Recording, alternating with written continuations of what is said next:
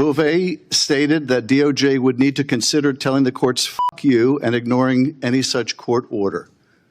Did you say anything of that kind in the meeting?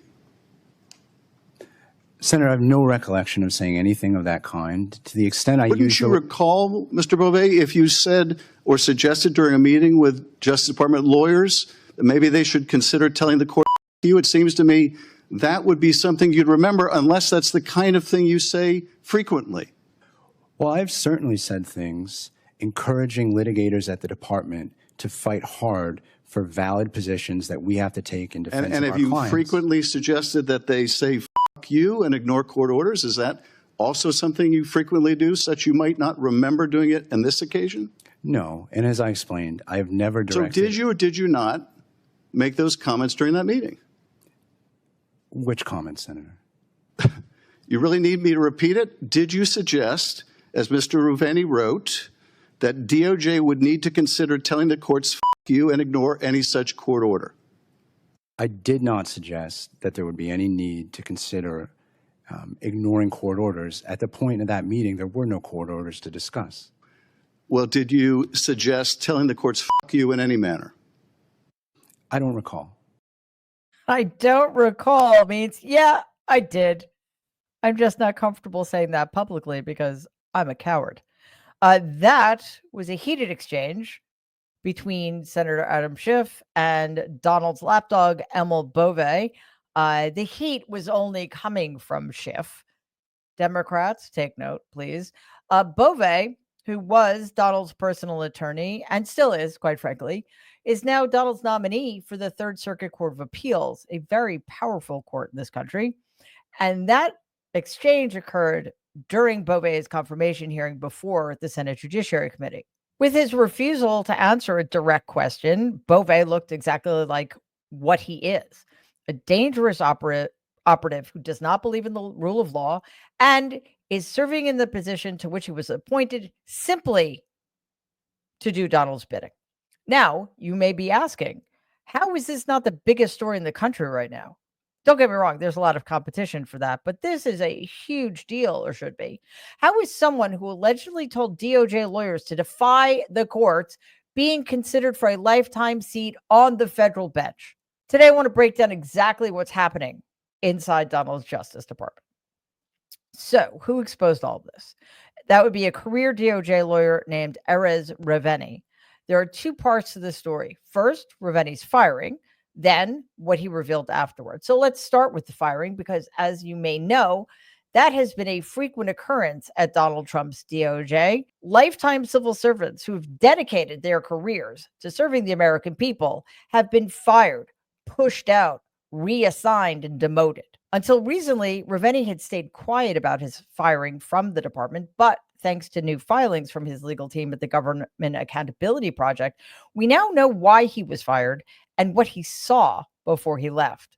Reveni had worked at the DOJ for nearly 15 years, but in April, he raised alarms in federal court that the Trump regime had wrongly deported Kilmar Abrego Garcia to a mega prison in El Salvador, despite a court order to keep Abrego Garcia in the United States. The next day, Reveni was told to sign an appeal brief accusing Abrego Garcia of terrorism.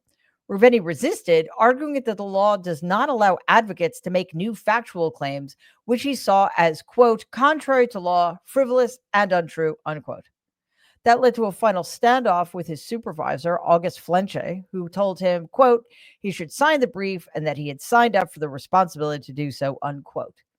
But that was not Reveni's responsibility, and he made it clear, telling his superiors, I didn't sign up to lie. That same day, he was placed on leave. A little over a week later, he was fired. Now, as outrageous as that firing was, it was not the worst thing Reveni uncovered. In March and early April, just before he was ousted, Reveni says he became aware of a coordinated effort by senior DOJ and White House officials to defy federal court orders that interfered with their deportations.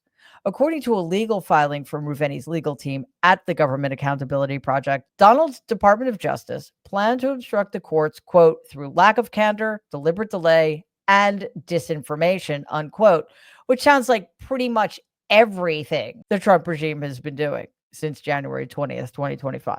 So, DOJ attorneys knowingly plan to resist court orders through shady practices in order to further deport immigrants without due process. One official in particular made that crystal clear, and that would be Emil Bove. Bove, then a senior deputy to the attorney general, allegedly told a room full of DOJ officials that, quote, the planes needed to take off no matter what, unquote. Sounds sort of like keeping the trains running on time.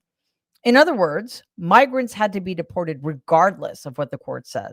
But the craziest part of all of this, according to Raveni's account in the legal filings, Bove made it clear that the DOJ needed to consider ignoring judicial orders. Mr. Raveni perceived that others in the room looked stunned, and he observed awkward, nervous glances among people in the room.